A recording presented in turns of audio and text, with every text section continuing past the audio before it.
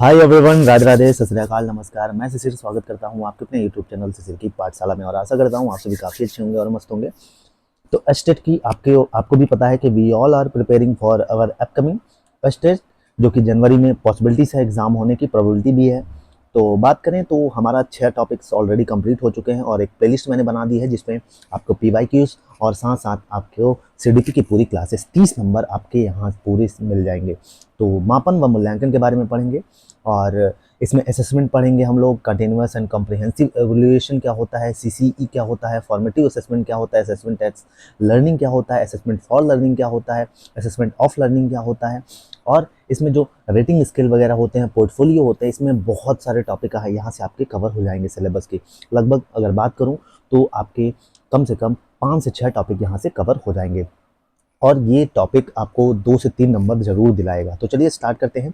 सबसे पहली चीज, मापन व मूल्यांकन, जिसको मापन का मतलब क्या होता है। ठीक है, आपके दिमाग में आ रहा होगा कि भाई हर कोई पढ़ता है, बच्चा भी पढ़ता है, तो उसका मेजरमेंट होना बहुत ज़रूरी है कि भाई बच्चे के प्रोग्रेस के लिए, बच्चे ने कहाँ तक प्रोग्रेस की, बच्चों की कठिनाइयाँ कहाँ कहाँ आ रही हैं, बच्चे को क्या नहीं समझ में आ रहा है, तो इसके लिए ज़रूरी हो जाता है मापन। तो मापन क्या होता है? मापन मतलब अंक प्रदान करना, किसी भी व्यक्ति की योग्यताओं, विशेषताओं आदि को गणितीय इकाइयों में व्यक्त करना ही मापन है। तो मेजरमेंट क्या होता है भाई? बिल्कुल, अगर कोई भी व्यक्ति है, उसकी जो कैपेबिलिटीज़ हैं, उसकी योग्यताएं हैं, ठीक है, एबिलिटीज़ हैं उसकी, और उनके अंदर जो विशेषताएं हैं, बच्चों के अंदर जो कैरेक्टरिस्टिक्स है, उसको किसमें? गणितीय, ठीक है, यूनिटरी मेथड्स में, मैथमेटिकल यूनिट्स में प्रेजेंट करना ही क्या कहलाता है? मापन कहलाता है। मापन के अंतर्गत हम बच्चों को अंक प्रदान करते हैं। जैसे 10 में से बच्चे ने 6 मार्क्स सिक्योर किया, तो ये क्या हो गया? मापन हो गया। मापन कैसा होता है? मात्रात्मक होता है, इसको हम माप सकते हैं। चलो आगे चलते हैं मेरे भैया। मूल्यांकन क्या होता है? ठीक है, यहाँ डेफिनेशन समझो, बाकी डिटेल में पढ़ाएंगे इसको, बस यहाँ पे डेफिनेशन समझो ताकि आपको टॉपिक समझ में आए। अब आपके दिमाग में आ रहा होगा इवैल्यूएशन, मूल्यांकन को इंग्लिश में क्या कहते हैं? इवैल्यूएशन कहते हैं। आपका टॉपिक देखेंगे तो एक इवैल्यूएशन अच्छा टॉपिक है। मतलब इवैल्यूएशन का मतलब है निर्णय देना, टू गिव डिसीजंस। जब किसी व्यक्ति के मापन करने के साथ साथ उसके मूल्यों का भी निर्धारण किया जाता है तो वह मूल्यांकन कहलाता है। बिल्कुल भाई, अगर कोई भी व्यक्ति हो गया, उसका हम मापन कर रहे हैं, ठीक है, उसको मैथमेटिकल यूनिट में चीज़ें प्रेजेंट कर रहे हैं, उसके साथ साथ उसके मूल्यों का भी निर्धारण करते हैं कि भैया ये बच्चा आगे क्या जाएगा, आगे क्या करेगा, इसको कैसे सिखाया जाना चाहिए, इसके लिए कौन से टीचिंग मेथड्स अप्लाई करने होते हैं। तो ये क्या कहलाता है? हमारा मूल्यांकन कहलाता है। आगे चलते हैं। मूल्यांकन मतलब मापन व मूल्य निर्धारण परिमाणात्मक एवं गुणात्मक दोनों होता है। मूल्यांकन के दौरान यह निर्णय लिया जाता है कि शिक्षण उद्देश्य की प्राप्ति हुई या नहीं। बिल्कुल, मूल्यांकन जब हम कर रहे हैं, किसी बच्चे का इवैल्यूएशन कर रहे हैं, तो इसका मतलब ये है कि जो हमारे टीचिंग ऑब्जेक्टिव है, जैसे हम क्लास में कोई टॉपिक पढ़ा रहे हैं तो उसकी उद्देश्य की प्राप्ति हुई। जो मेरा मेन ऑब्जेक्टिव था इस चैप्टर के जरिए बच्चों को समझाना, क्या बच्चे ने समझ लिया या नहीं समझा। ठीक है, आगे चलते हैं। देखिए, मूल्यांकन के द्वारा यह निर्णय किया जाता है कि शिक्षण कार्य प्रणाली हुआ या नहीं। बिल्कुल भाई, हम डिसाइड करते हैं कि जो टीचिंग है वो हमारी हुई कि नहीं, बच्चे को समझ में आया कि नहीं आया, बच्चा प्रॉपर जो कॉन्सेप्ट है उसको, उसकी अंडरस्टैंडिंग बन रही है कि नहीं बन रही है। मूल्यांकन द्वारा निर्णय बालकों के व्यवहार में परिवर्तन हुआ या नहीं। बिल्कुल, अगर मैंने कोई कॉन्सेप्ट सिखाया, उसके बिहेवियर में चेंजेस हुए या नहीं, ये भी मूल्यांकन निर्धारण करता है। मूल्यांकन एक आंतरिक अंग है, ये चीज़ें छोड़िए, आपके जो काम की नहीं है। ठीक है, तो चलिए अब आगे चलते हैं हम लोग।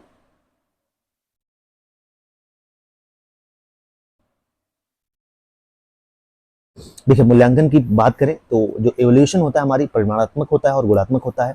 ठीक है, तो गुणात्मक में जो है कि हमारे बच्चों को गुणों का पता लगाया जाता है, तो इसके अंतर्गत बालकों के गुणों का पता लगाया जाता है तथा उन्हें अंक प्रदान कर मूल्यांकन निर्धारण कर दिया जाता है। ठीक है, उन्हें 10 में से 6 नंबर बच्चों को प्रोवाइड कर दिया। अब परिमाणात्मक क्या होता है? इसमें बालकों के ज्ञान बोध किया जाता है, बालकों के ज्ञान का बोध किया जाता है। इसको उपलब्धि परीक्षण भी कहते हैं। ठीक है, क्या अचीवमेंट टेस्ट भी कहते हैं इसको। मात्रात्मक परीक्षण बच्चों से जाना जाएगा, इसके अंतर्गत बालकों को परीक्षा ली जाती है। ठीक है, एग्जाम वगैरह बच्चों के अंदर ली जाती है। इसके अंतर्गत परीक्षा का स्वरूप लिखित, मौखिक तथा प्रायोगिक होता है। ठीक है, जिसमें बच्चों का रिटेन, ओरली टेस्ट वगैरह हो, इसको हम क्या कहते हैं? परिमाणात्मक इवैल्यूएशन। ठीक है, अब मूल्यांकन की प्रविधियां हम देख लेते हैं। तो ये सब मूल्यांकन की विधियां हैं, जैसे गुणात्मक प्रश्नावली, इंटरव्यू ले लिया बच्चों का, संचयालेख, रेटिंग स्केल पे बच्चों का ले लिया, पड़ताल सूची ले लिया, निरीक्षण ऑब्जर्वेशन कर लिया, व्यक्ति का अध्ययन कर लिया। ठीक है, वही परिमाणात्मक की बात करें या अचीवमेंट टेस्ट की बात करें तो इसमें ओरल, रिटेन और प्रैक्टिकल जो टेस्ट होता है इसके अंतर्गत आता है। ठीक है, तो यहाँ से आपको एक आइडिया हो जाए बस ठीक है। तो चलिए अब पढ़ते हैं अच्छे से चीज़ों को। यहाँ मेरा मेन ऑब्जेक्टिव था यही, आपको कॉन्सेप्ट तक लेके जाना कि इवैल्यूएशन क्या होता है, ठीक है, और मापन क्या होता है। तो आगे बात करें तो जो इवैल्यूएशन है भाई हमारा, जिसको हम मूल्यांकन कहते हैं, मूल्यांकन का जो कॉन्सेप्ट है, उपागम है, ये इसका इसको किसने दिया था? इसको ब्लूम साहब ने दिया था, ठीक है। इसको किसने दिया था? इसको ब्लूम साहब ने दिया था। इसको याद रखिएगा, ये क्वेश्चन आपसे पूछा जा सकता है, ठीक है। शिक्षा के उद्देश्य, ऑब्जेक्टिव क्या थे इनके, कि भैया मूल्यांकन होना चाहिए, ठीक है। पहला क्या होना चाहिए कि किसी चीज़ का ऑब्जेक्टिव होना चाहिए, शिक्षा का उद्देश्य होना चाहिए। उसके बाद क्या होना चाहिए? अधिगम अनुभव होना चाहिए, लर्निंग एक्सपीरियंसेस होने चाहिए। उसके बाद क्या होना चाहिए? बच्चों का मूल्यांकन होना चाहिए। आपको याद रखना है कि शिक्षा के जो ब्लूम साहब थे, ब्लूम ने क्लासिफाई किया था इवोल्यूशन को 3 कॉन्सेप्ट में। पहला कि उसका टीचिंग का ऑब्जेक्टिव्स होना चाहिए। उसके बाद दूसरा अधिगम अनुभव होना चाहिए, मतलब लर्निंग एक्सपीरियंसेस होना चाहिए। और तीसरा है मूल्यांकन होना चाहिए, मतलब बच्चे का इवोल्यूशन होना चाहिए। तो यहीं से शुरुआत हो जाती है भाई। ब्लूम ने मूल्यांकन का त्रिपक्षी, देखिए ये क्वेश्चन यहाँ से पूछा जा सकता है कि मूल्यांकन का त्रिपक्षी प्रक्रिया किसने बताया है, मतलब ट्राई प्रोसेस किसने बताया है? तो ये बताया है ब्लूम साहब ने। सबसे पहले शिक्षण के उद्देश्य को निर्धारित किया जाना है, ठीक है। सबसे पहले किसको? जो हमारा टीचिंग का ऑब्जेक्टिव क्या है उसको हम निर्धारित करते हैं। फिर उन उद्देश्यों को प्राप्त करने के लिए हम क्या करते हैं? अपने जो लर्निंग एक्सपीरियंसेस है बच्चों के साथ शेयर करते हैं। उसके बाद क्या होता है? फिर उसके बाद हम मूल्यांकन की तरफ बढ़ते हैं। क्या? मूल्यांकन बच्चों का किया जाता है, ठीक है। फिर उसके बाद क्या किया जाता है? बच्चों का मूल्यांकन किया जाता है कि जो हमने उद्देश्य निर्धारित किए थे वह कहाँ तक प्राप्त हुए और उन्हें प्राप्त करने में क्या कमी रह गई। यहाँ तक समझ में आ गया? पहले हम क्या करते हैं? पहले हम, हमारा ऑब्जेक्टिव क्या है टीचिंग का, तो उसको पहले हम करते हैं। उसके बाद उस टीचिंग को मतलब ऑब्जेक्टिव को अचीव करने के लिए जो भी हमारे पास लर्निंग एक्सपीरियंसेस होते हैं, बच्चों से अपने अनुभव शेयर साझा करते हैं। उसके बाद हम इवैल्यूएट करते हैं, मतलब बच्चों का मूल्यांकन करते हैं कि जो हमारा ऑब्जेक्टिव था उसको बच्चे को प्राप्त हुआ या नहीं, बच्चे को कहाँ कमियाँ रह गई, बच्चे में क्या कठिनाइयाँ आ रही हैं, डिफिकल्टीज क्या आ रही हैं, इसको समझते हैं, ठीक है। अब आगे चलते हैं। नेचर ऑफ इवैल्यूएशन, प्रकृति, मूल्यांकन की प्रकृति क्या है? यहाँ से क्वेश्चन खूब पूछे गए हैं और पूछे भी जाएंगे, ठीक है। मूल्यांकन की बात करें, ये मूल्यांकन एक सतत प्रक्रिया है, एक कंटिन्यूअस प्रोसेस है, ठीक है। मूल्यांकन का संबंध शिक्षा से है, ये आपको भी पता है। मूल्यांकन में उद्देश्यों की प्राप्ति की जांच की जाती है। तो जो इवैल्यूएशन है उसमें हमारा जो इसकी उद्देश्यों की प्राप्ति, हमारा कुछ ना कुछ ऑब्जेक्टिव होता है बच्चों को सिखाने का, और उसी ऑब्जेक्टिव को अचीव करना हमारा टारगेट होता है।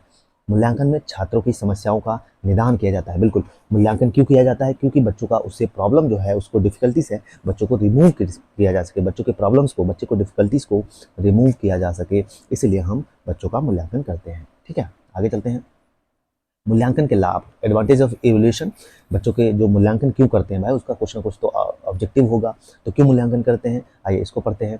तो बात करें तो सब इससे पता चलता है कि निर्धारित शिक्षण उद्देश्य प्राप्त हो पाया या नहीं। बिल्कुल भाई, मूल्यांकन के थ्रू ही पता चलता है कि हमारा जो टीचिंग ऑब्जेक्टिव था वो बच्चों तक डिलीवर हुआ या नहीं हुआ, छात्रों को सही से अधिगम मिला या नहीं, बच्चों को सही से लर्निंग जो है वो बच्चों को मिला या नहीं मिला, इससे इवैल्यूएशन से पता चलता है। अधिगम और शिक्षण की कमियों में पता चलता है। बिल्कुल, बच्चों ने क्या सीखा, उनको सीखने में क्या प्रॉब्लम्स आई, वहीं हमारी टीचिंग मेथड्स में या पढ़ाने में बच्चों को क्या कमियां रह गई, इसका पता चलता है।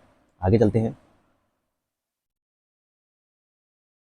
इससे भाई अधिगम और शिक्षण प्रक्रिया में सुधार होता है। बिल्कुल, एक टीचर डिसीजन ले सकता है कि अच्छा बच्चों को ये प्रॉब्लम आ रही है, अब मुझे और कोई मेथड यूज करना चाहिए और अच्छे से पढ़ाना चाहिए। बच्चों की रुचि पता चलती है, बच्चा कितना इंटरेस्ट ले रहा है, बच्चे की एबिलिटीज़ पता चलती है, और बच्चे में क्या योग्यता है ये पता चलता है इवैल्यूएशन के जरिए। बच्चों को अपना कैरियर चुनने में मदद मिलती है भाई इवैल्यूएशन के जरिए, ठीक है। छात्रों की समस्याओं का निदान या उपचार करने में सहायता मिलती है। बिल्कुल भाई, रेमेडीज़, बच्चों के अंदर क्या रेमेडीज़ लेनी चाहिए, बच्चे के अंदर क्या उपचार किए जाने चाहिए, उनके जो प्रॉब्लम्स हैं उसका क्या निदान है, उस क्यों कारण, क्या कारण है, क्या रीज़न है जिसकी वजह से बच्चा ये कॉन्सेप्ट नहीं समझ पा रहा है या क्लास में ध्यान नहीं दे पा रहा है। छात्रों को अपनी प्रगति व कमियों का पता चलता है, ठीक है। अब आगे चलते हैं। मूल्यांकन या असेसमेंट, इसको हम इनडायरेक्ट वे में मूल्यांकन या आकलन के प्रकार कहते हैं। टाइप्स ऑफ इवैल्यूएशन क्या क्या है, ठीक है, इवैल्यूएशन के टाइप्स क्या क्या हैं। तो बात करें, पहला है सेल्फ इवैल्यूएशन। पहला क्या है? पहला है सेल्फ इवैल्यूएशन, जिसको हम क्या कहते हैं, जब बच्चा स्वयं अपने अधिगम का आकलन करता है तो उसे स्वतः आकलन कहते हैं। देखिए, बात करें इवैल्यूएशन का पहला टाइप क्या है, वो स्वतः आकलन, जिसको हम इंग्लिश में क्या कहते हैं, सेल्फ इवैल्यूएशन कहते हैं। इसका मतलब क्या हुआ कि जब बच्चा स्वयं अपने अधिगम का आकलन करे तो उसे हम क्या कहते हैं, उसे स्वतः आकलन कहते हैं, उसे क्या, सेल्फ असेसमेंट कहते हैं। जैसे मान लीजिए एग्जाम्पल के तौर पे, बच्चा जैसे मान लीजिए उसने कुछ पढ़ा, ठीक है, कोई कॉन्सेप्ट पढ़ा, वो खुद से कोई एग्जाम, कोई टेस्ट के जरिए या खुद से अपना चीज़ों को ऑब्जेक्टिव क्वेश्चन के जरिए उसको चेक कर रहा है, तो ये बच्चा क्या कर रहा है, ये बच्चा सेल्फ इवोल्यूशन कर रहा है। ठीक है, आगे चलते हैं। नेक्स्ट है साथी द्वारा साथी का आकलन। बिल्कुल, पियर्स इवोल्यूशन जिसको हम बोलते हैं। पियर्स इवोल्यूशन क्या होता है? अब पियर्स क्या होते हैं आपके दिमाग में आ रहा होगा, पियर्स साबुन नहीं है भाई। पियर्स क्या होता है?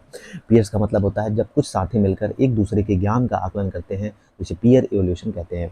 बिल्कुल, जब जैसे मान लीजिए हमारे 4 फ्रेंड्स हैं और चारों फ्रेंड्स में मैंने कहा चलो तुम मुझसे ये क्वेश्चन पूछो, मुझसे ये पूछो, मुझसे ये पूछो। ठीक है, जब ये ऐसे इसके थ्रू, जब पियर्स के थ्रू, जब हमारे सहपाठी के थ्रू हमारा कोई भी इवोल्यूशन हो, उसको हम क्या कहते हैं? पियर्स इवोल्यूशन कहते हैं। आगे चलते हैं। आई होप तो कि आपको चीज़ें समझ में भी आ रही होंगी। ठीक है, क्योंकि एक मिनट इसको इधर में कर लेता हूँ, कैमरा बहुत डिस्टर्ब कर रहा है।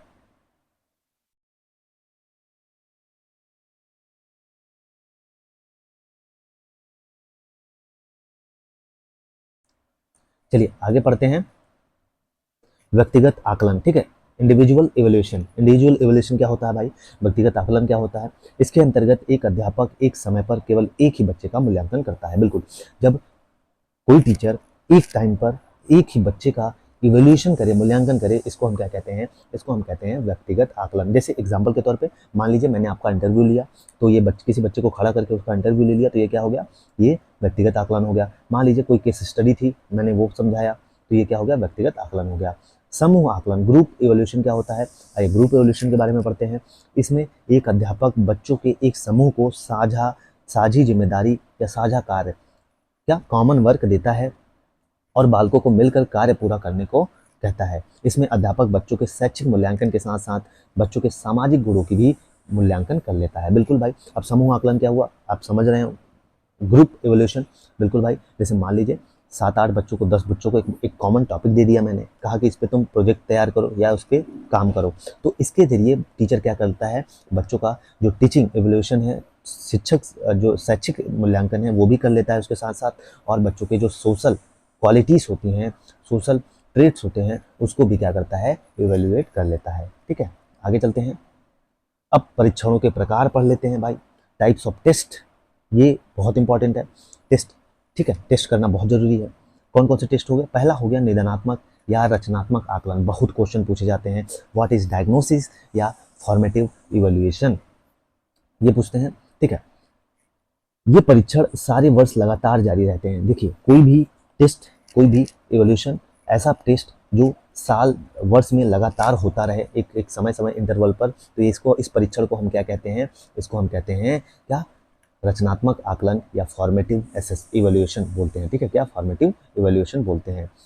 अर्थात शिक्षण अधिगम प्रक्रिया के साथ साथ होते रहते हैं। मतलब बिल्कुल शिक्षण अधिगम प्रक्रिया, जैसे मान लीजिए मैं क्लास में पढ़ा भी रहा हूँ, उसी के समय आपका असेसमेंट भी कर ले रहा हूँ, आपका टेस्ट भी ले रहा हूँ, क्वेश्चन पूछ ले रहा हूँ, तो ये क्या है? ये एक फॉर्मेटिव इवोल्यूशन होता है। ठीक है, इसका उद्देश्य पढ़ाने के साथ साथ बच्चों की कमियों को पूरा करने के लिए उपचारात्मक शिक्षण देना है। बिल्कुल, इसका जो मेन ऑब्जेक्टिव होता है ये यही होता है कि बच्चों को, मान लीजिए मैं कोई क्लास में टॉपिक पढ़ा रहा हूँ, उसके साथ साथ क्या किया, बच्चे को कहाँ डिफिकल्टीज आ रही हैं, कहाँ प्रॉब्लम्स आ रही हैं, तो उसका भी उपचार करता चल रहा हूँ साथ में, तो इसको हम क्या कहते हैं?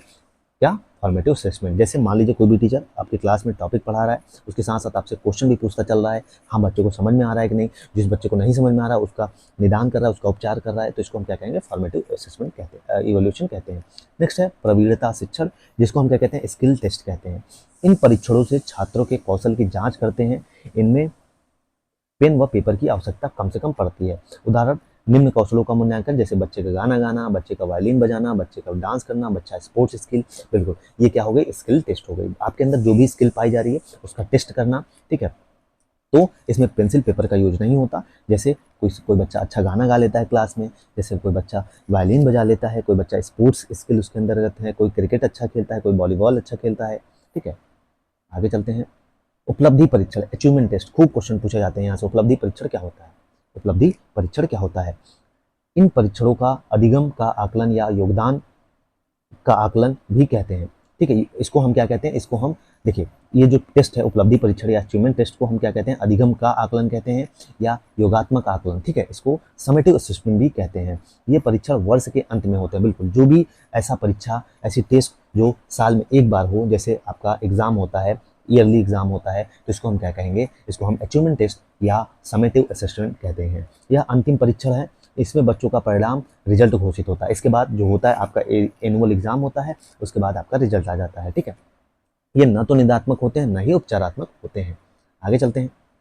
मूल्यांकन के दो पक्ष होते हैं। ठीक है, कौन कौन सा? शैक्षिक, जब कोई किसी भी बच्चे का मूल्यांकन करना होता है तो उसके दो पक्ष होते हैं। आपको भी पता है, एक शैक्षिक पक्ष होता है, मतलब जो भी टीचिंग से रिलेटेड, बच्चे के क्लासरूम से रिलेटेड है, उसको हम क्या कहते हैं, उसको हम शैक्षिक पक्ष कहते हैं। जैसे इसमें बच्चे द्वारा सीखे गए पुस्तकीय नियमों, जैसे बच्चे किताब से क्या सीखता है, बच्चे किताब के सिद्धांत के बारे में क्या नॉलेज है उसके पास, तो ये शैक्षिक पक्ष हो गया। ठीक है, जैसे क्लास में अच्छा पढ़ रहा है कि नहीं पढ़ रहा है, किताब अच्छे से पढ़ पा रहा है नहीं पढ़ पा रहा है। अब एक होता है सहशैक्षिक पक्ष। ठीक है, ये इसको हम क्या कहते हैं, इसमें बालक द्वारा पाठ्य सहगामी क्रियाओं व कौशलों के प्रदर्शन का आकलन किया जाता है। बिल्कुल किताब को छोड़ के जो भी आकलन हो, जैसे बच्चा अच्छा खेल ले रहा है, बच्चा अच्छा गाना गा ले रहा है, बच्चे के अंदर जो भी स्किल्स हैं उसका परीक्षण करना, ये सहशैक्षिक परीक्षण कहलाता है या पक्ष कहलाता है। अब आकलन के 4 प्रारूप कौन कौन से हैं, आइए इसको देख लेते हैं।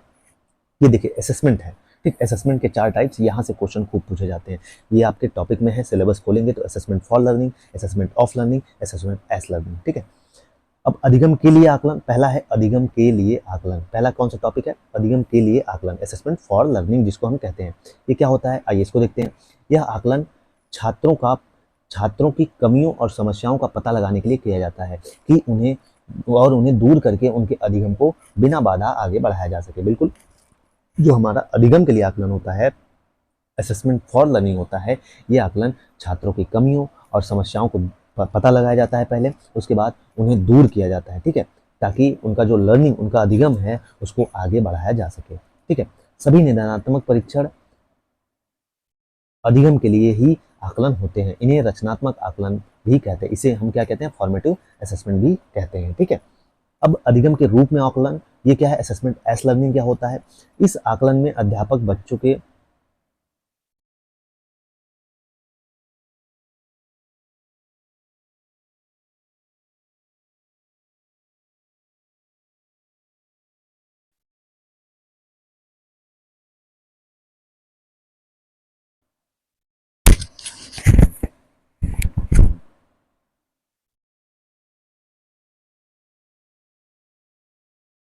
चलिए, सॉरी फॉर डिस्टर्बेंस, कॉल आ जाती है बीच बीच में तो दिक्कत होती है। तो हम पढ़ रहे थे अधिगम के रूप में आकलन। ठीक है, क्या अधिगम के रूप में आकलन पढ़ रहे थे, तो जिसको हम क्या कहते हैं, असेसमेंट एस लर्निंग बोलते हैं। ठीक है, इस आकलन में अध्यापक बच्चों के समूह बना देता है। ठीक है, अधिगम के रूप में आकलन क्या होता है, इसमें क्या होता है कि जो टीचर है बच्चों के ग्रुप बना देता है और उन्हें एक टॉपिक दे देता है, कहता है कि लो ये तुम्हारा टॉपिक है, और बच्चे खुद का और दूसरे साथी का आकलन करते हैं और अपनी कमियों को जानकर आपस में मिलकर उसको दूर करते हैं। ठीक है, बिल्कुल असेसमेंट एस लर्निंग जहाँ भी है समझ लीजिएगा कि इसमें क्या होता है कि कोई भी टीचर इसमें बच्चों का ग्रुप बना देता है, उन्हें एक टॉपिक दे देता है और बच्चों को कहता है कि अपना खुद का भी, एक बच्चे उससे क्या होता है, अपने ग्रुप में सारी चीज़ें पूछ के एक दूसरे से क्वेश्चनिंग करके खुद का भी आकलन कर लेते हैं और अपने दोस्त का भी आकलन कर लेते हैं और कमियों को दूर कर लेते हैं। ठीक है, आगे चलते हैं। अधिगम में आकलन, असेसमेंट इन लर्निंग क्या है? इस आकलन में अध्यापक बच्चों को अपना आकलन करने के लिए कहता है। इसमें जो असेसमेंट इन लर्निंग है, इसमें क्या करता है, इस आकलन में जो टीचर है कहता है बच्चों को कि अपना खुद आकलन करो। कैसे? इसमें स्व आकलन या सेल्फ असेसमेंट करता है बच्चा, फिर अपनी समस्याओं से संबंधित प्रश्न अध्यापक से पूछें। जैसे मैंने कहा कि बच्चा ये टॉपिक तुम पहले खुद पढ़ो, उसके बाद मुझसे क्वेश्चन करो जहाँ तुम्हें नहीं समझ में आ रहा है, तो इसको हम क्या कहेंगे, असेसमेंट इन लर्निंग बोलेंगे। अब एक है असेसमेंट ऑफ लर्निंग, जिसको हम क्या कहते हैं, असेसमेंट ऑफ लर्निंग या अधिगम का आकलन बोलते हैं। ये आकलन सत्रों के, सेशंस के अंत में होता है। बिल्कुल, जो भी आकलन हमारे किसी जो स्कूल या कक्षा के जो सेशंस होते हैं उसके अंत में हो, जैसे सितंबर मार्च में होता है, इसे फाइनल एग्जाम भी कहते हैं। ठीक है, इसको हम क्या कहते हैं, इसको फाइनल एग्जाम भी कहते हैं, जिसको एनुअल एग्जाम भी बोलते हैं, का आकलन करते हैं और परिणाम घोषित किए जाते हैं। इसमें क्या परिणाम घोषित किए जाते हैं, उसके बाद आपका जो एग्जाम होता है एनुअल, उसके बाद रिजल्ट डिक्लेयर कर दिए जाते हैं। इसे हम फॉर्मेटिव या समेटिव असेसमेंट भी कहते हैं और उपलब्धि परीक्षण भी कहते हैं, जो कि अभी हम लोगों ने पढ़ा था। ठीक है, आगे चलते हैं। उपलब्धि परीक्षणों के प्रकार, अचीवमेंट टेस्ट के टाइप्स क्या क्या हैं, या समेटिव असेसमेंट के टाइप क्या क्या हैं, आइए इसको देखते हैं। ओरल टेस्ट होता है, रिटन टेस्ट होता है, मॉडल और प्रैक्टिकल टेस्ट होता है। तो आपसे अगर एग्जाम में क्वेश्चन पूछे कि what are the different types of achievement test, तो इसमें ओरल टेस्ट जिसको हम मौखिक परीक्षण बोलते हैं, मतलब there are 3 types of achievement test, जिसको हम लिखित परीक्षा बोलते हैं या रिटन टेस्ट बोलते हैं, प्रायोगिक परीक्षण या प्रैक्टिकल टेस्ट बोलते हैं। आगे चलते हैं। लिखित परीक्षणों के प्रकार, जैसे अब आपके दिमाग में आ रहा होगा लिखित परीक्षणों के प्रकार कौन कौन से हैं, तो वस्तुनिष्ठ परीक्षण, इसको हम कहते हैं ऑब्जेक्टिव टाइप टेस्ट। इसमें क्या होता है कि 4 उत्तर होते हैं जिसमें से एक सही से सिलेक्ट करना पड़ता है, ये बहुत आसान है। अब लघु उत्तर वाले प्रश्न होते हैं जिसको हम शॉर्ट आंसर क्वेश्चन बोलते हैं, इसका उत्तर एक शब्द या 1 या 2 लाइनों में देना होता है, ठीक है। नेक्स्ट होता है लॉन्ग आंसर्स क्वेश्चन, जिसको हम निबंधात्मक प्रश्न बोलते हैं, मतलब लॉन्ग आंसर्स क्वेश्चन बोलते हैं, जिसको 100 शब्दों में या उससे ज़्यादा शब्दों में इसका आंसर देना होता है। नेक्स्ट है निबंधात्मक प्रश्नों के गुण देख लीजिए। इन प्रश्नों के उत्तर लिखने में भाषा का भरपूर प्रयोग होता है, अतः इनसे बच्चों के भाषा कौशल का विकास होता है। बिल्कुल, मैंने कोई टॉपिक दे दिया, बच्चों को कहा कि इसके बारे में ऐसे लिखो, तो उससे बच्चे का लैंग्वेज डेवलपमेंट होता है, ठीक है। बच्चों की भाषा संबंधित कमियों का पता लगाया जाता है, अध्यापक इन्हें पूरा करने हेतु प्रयास करता है। बहुत आसान है, बस पढ़ते चलिए एक बार, ठीक है। इसमें बच्चों में चिंतन और विचार उत्पन्न होते हैं, इनसे ओरिजिनलिटी का विकास होता है, बिल्कुल बच्चे के मौलिकता का विकास होता है इससे, ठीक है। बच्चों को विषय वस्तु का गहन अध्ययन करना पड़ता है, रटा हुआ ज्ञान इसमें नहीं काम करता है, छात्र अपने शब्दों में उत्तर देने के लिए स्वतंत्र होते हैं, ठीक है। अब कमियां बात कर लेते हैं भाई, ये आपका जो ऐसे टाइप क्वेश्चन है उसके लिए है। इनको करने में अधिक समय लगता है, बिल्कुल भाई टाइम लगता है इसको लिखने में। इन परीक्षणों को अधिक सीमा तक प्रमाणीकृत या प्रमाणीकृत नहीं बनाया जा सकता। वस्तुनिष्ठ प्रश्नों जो वस्तुनिष्ठ प्रश्न पत्रों के गुण हैं उसको देख लीजिए, यहाँ से क्वेश्चन पूछे नहीं जाएंगे, बस ये है कि पूरा, ताकि मैं आपको कवर करा दूं कि आपके नज़रों से गुजर जाए।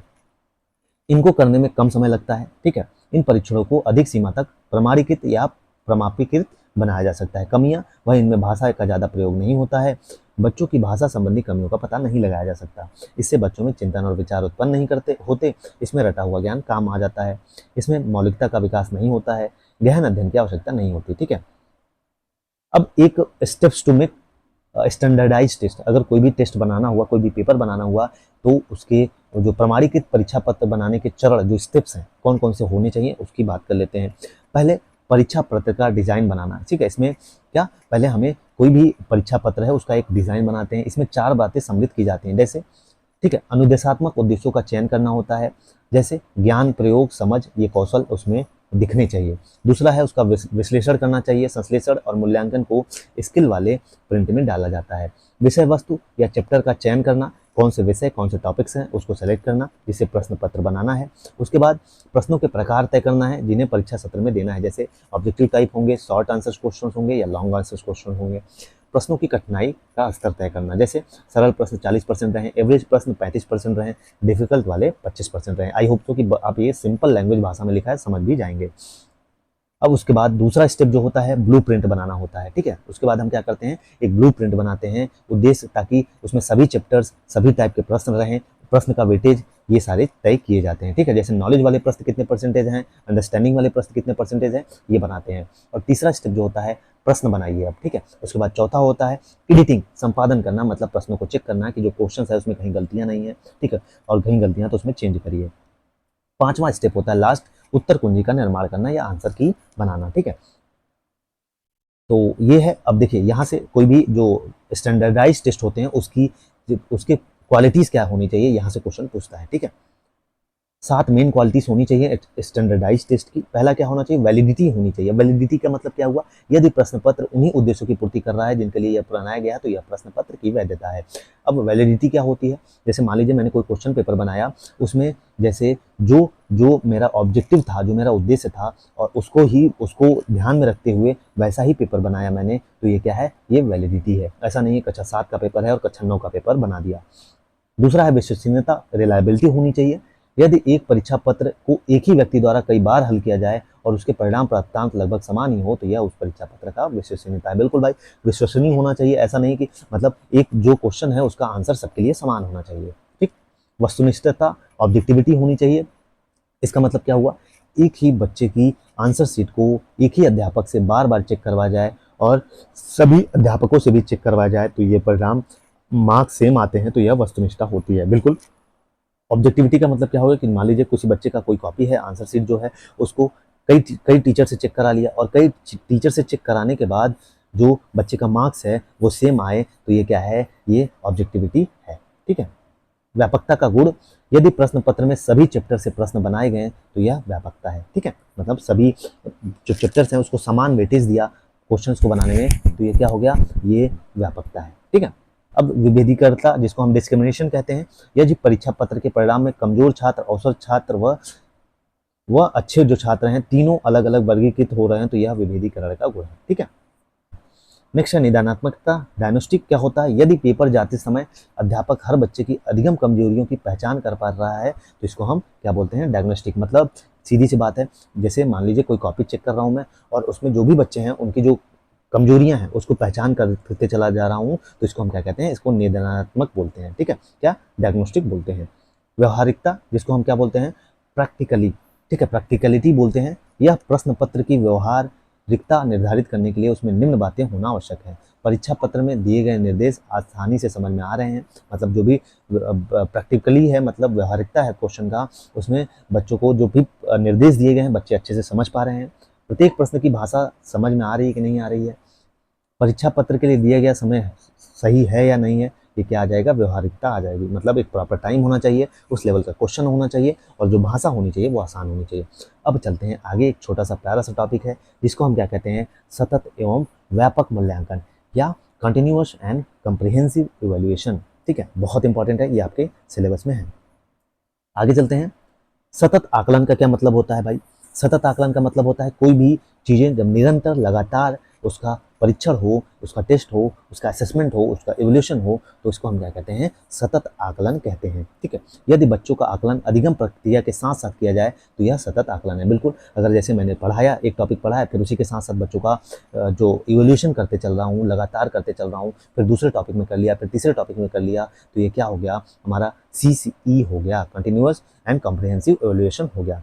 अब व्यापक आकलन क्या होता है, यदि बच्चों के शैक्षिक पक्ष और सह शैक्षिक पक्ष दोनों का आकलन किया जाए तो यह व्यापक आकलन होता है। बिल्कुल भाई, व्यापक आकलन मतलब क्या होगा, देखिए कंटिन्यूअस समझ में आया। अब कॉम्प्रिहेंसिव क्या होता है इसका समझिए। व्यापक का मतलब होता है जैसे बच्चे के किताबी पक्ष और बच्चे के टेस्ट को, बच्चे को जो एग्ज़ाम है वो सबका टेस्ट के साथ साथ बच्चे के जो स्किल्स हैं, बच्चे के अंदर जो गुण हैं, जैसे मान लीजिए बच्चा अच्छा खेल लेता है, बच्चा अच्छा गाना गा लेता है, बच्चा अच्छा डांस कर लेता है, बच्चा अच्छा क्रिकेट खेलता है, तो ये सारी चीज़ों का भी साथ में इवोल्यूशन करना क्या कहलाता है, व्यापक आकलन कहलाता है। आगे चलते हैं, सतत एवं व्यापक आकलन के उद्देश्य क्या होते हैं।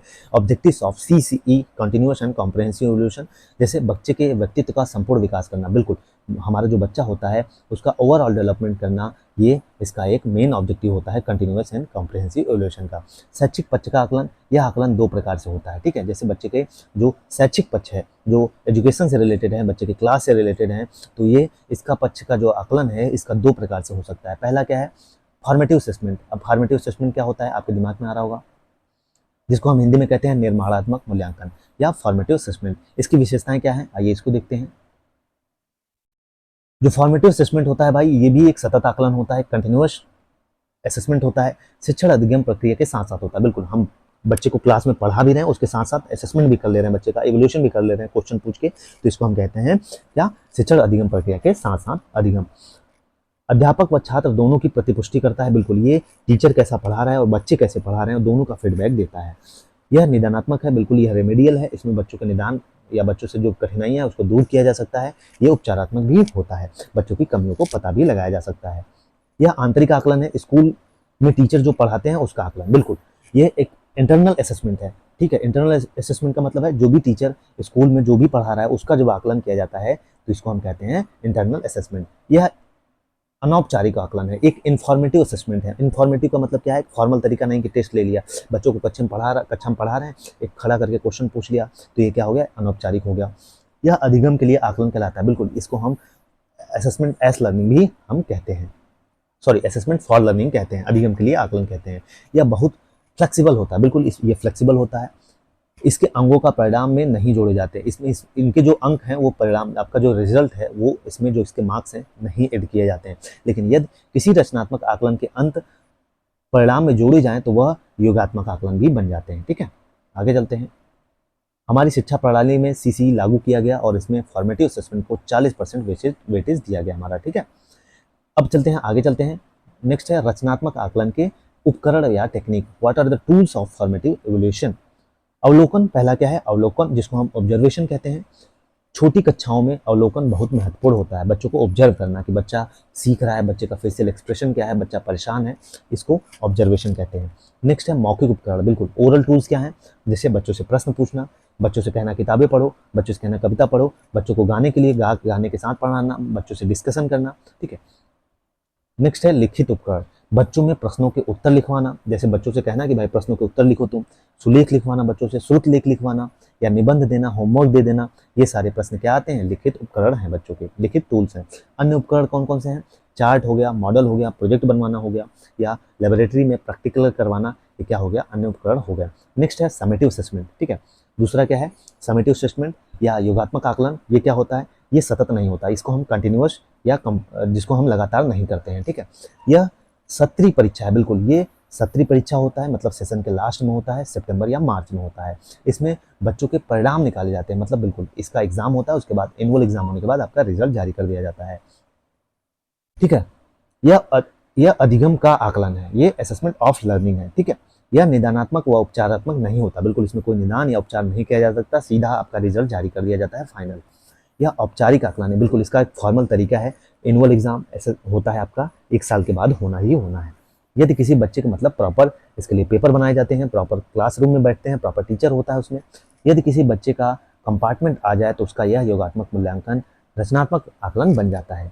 सह शैक्षिक पक्ष का आकलन, जैसे को करिकुलर एक्टिविटीज जो होती हैं, इसी को हम कहते हैं सहशैक्षिक। यह बच्चों का गुणात्मक पक्ष है, इसकी परीक्षाएं नहीं ली जाती हैं, इसके लिए अध्यापक प्रत्येक बच्चे को अलग अलग रिकॉर्ड बनाता रहता है, ठीक है। साल के अंत में प्रत्येक बच्चे के रिकॉर्डों के आधार पर उसको ग्रेड दे दिए जाते हैं, इसी को हम क्या कहते हैं, सहशैक्षिक पक्ष, ठीक है। रिकॉर्ड्स के प्रकार क्या है, टाइप्स ऑफ रिकॉर्ड्स क्या क्या है, आइए इसको देखते हैं।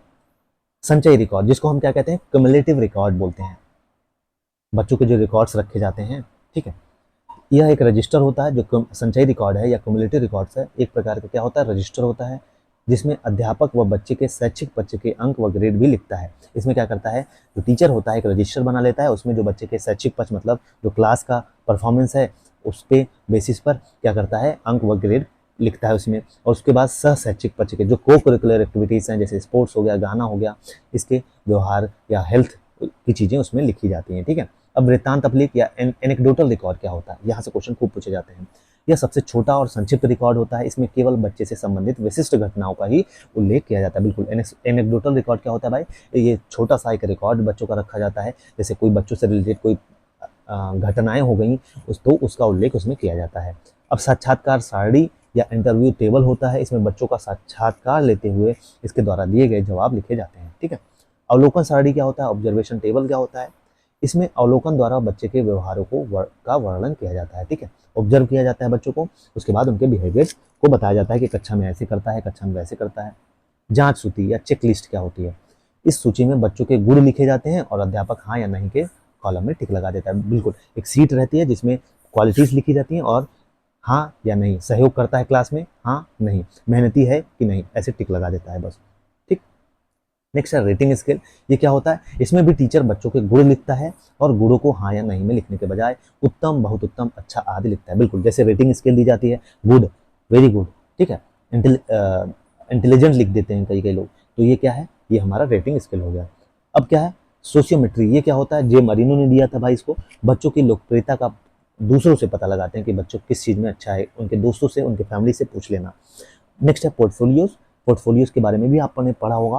पोर्टफोलियो में लिखा नहीं जाता बल्कि बच्चों की गतिविधियों संबंधी सैंपल्स रखे जाते हैं, बिल्कुल। इसमें कुछ लिखा नहीं जाता, जैसे बच्चे का रिजल्ट हो गया, बच्चे के सारे रिकॉर्ड्स जो हो गए ये इसमें रखे जाते हैं पोर्टफोलियोज में, ठीक है। इसमें शैक्षिक और सह शैक्षिक पक्ष के दस्तावेज रखे जाते हैं, बिल्कुल। बच्चा स्पोर्ट्स का कोई पाया है वो भी रखा जाता है, बच्चे ने क्लास में टॉप किया है वो भी रखा जाता है, बच्चे का रिजल्ट रखा जाता है। तो बच्चे के जो प्रोग्रेस का 1 साल में प्रोग्रेस किया है बच्चा, उसका जो रिकॉर्ड होता है किसमें रखा जाता है, पोर्टफोलियो में रखा जाता है, ठीक है।